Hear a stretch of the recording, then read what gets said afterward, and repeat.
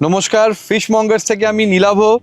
আমার সাথে আজকে রয়েছে অনিমেষ মাইতি, ইনি আমাদের হেড অফ ফার্মিং ফিশ মঙ্গার্সের। আর আমরা রয়েছি আজকে মিদনাপুরে। আর আজকে আমরা জানবো আমাদের যে ফিডের কোয়ালিটি, আমাদের মেডিসিনের কোয়ালিটি ইউজ করে এগুলো বাকি চাষি ভাইরা কতটা লাভ পাচ্ছে, যে আমাদের যে ফিড অন্য কোম্পানির থেকে আমাদের ফিডটা কোন কোন দিক দিয়ে better. Basically seasonal feed use করে থাকি।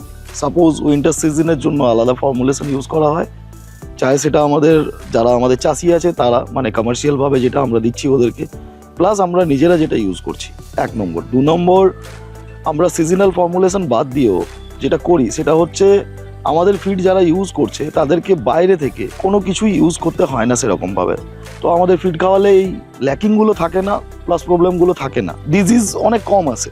সে কারণে আমাদের ফিড মানুষ চয়েস করছে, কারণ আমাদের ফিড খাওয়ালে দেখা যায় উইন্টারের যে সমস্যাগুলো আসে সেই সমস্যাগুলো অনেকটাই কেটে যায়।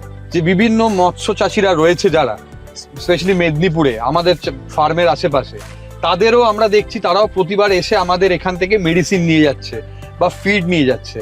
তারা কতটা লাভবান হচ্ছে? ফিডের যে ইনগ্রেডিয়েন্টসগুলো, আমরা অনেকগুলো ইনগ্রেডিয়েন্টস ইউজ করি, ফলে প্রোটিনের সোর্স বা এর সোর্স যতটা কম দাম করতে পারি আমরা সেটার দিকে দেখি, কস্টিং কমানো 1 নম্বর। 2 নম্বর হচ্ছে আমরা কস্টিং বাদ দিয়েও দেখি যে মাছের পেট ভরাইয়ে থাকা আর কি। মাছের পেট সবসময় যদি আমরা ভরে থাকে বা থাকে, তাতে গ্রোথ আমি ঠিক টাইম মতো পাবো। যেরকম আমরা কি করি আমাদের নিজেদের ফার্মিংয়ের ক্ষেত্রে 80% ম্যাশ ফিড ইউজ করছি নিজেদের ফিড মিল থেকে, বাকি 20% নিজেদের ফিড মিল থেকেই ফ্লোটিংও ইউজ করছি। আচ্ছা, আমরা ফ্লোটিংয়ের ওপরে বেস করে চলি না, পুরোটাই চলি ম্যাশ ফিডের ওপরে। এর মেন কারণ আমরা প্রফিটেবিলিটির দিক থেকে আমরাও যেরকম খুশি বা আমরা প্রফিটেবিলিটি বের করতে পারছি, সেরকম আদার্স ফার্মারও আমাদের সঙ্গে যারা যুক্ত আছে তারাও প্রফিটেবিলিটি বের করতে পারছে। কারণ ম্যাশ ফিড 80% আমরা শুধুমাত্র মর্নিং টাইম ইউজ করছি, ফ্লোটিং টাইমটা ইউজ করছি বিকেলে বা দুপুরে।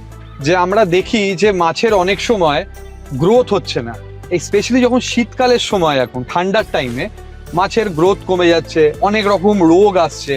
তো আমাদের ফিডের মধ্যে কি এরকম কোনো ফর্মুলেশন রয়েছে যেটার ক্ষেত্রে এই রোগটা নিয়ন্ত্রণ করা যাবে বা কম করা যাবে? আমাদের ফিডের ক্ষেত্রে মেনলি ব্যাকটেরিয়াল যে রোগগুলো থাকবে সেগুলো অলরেডি কভার করা থাকে অ্যাজ এ অর্গানিকভাবে। এবং আমাদের ক্ষেত্রে এটুকু দেখা যায় যে শীতকালে মানে অন্যান্য চাষিদের প্র্যাকটিসের ক্ষেত্রে দেখেছি যে তারা ফ্লোটিংই শুধু খাওয়ায়।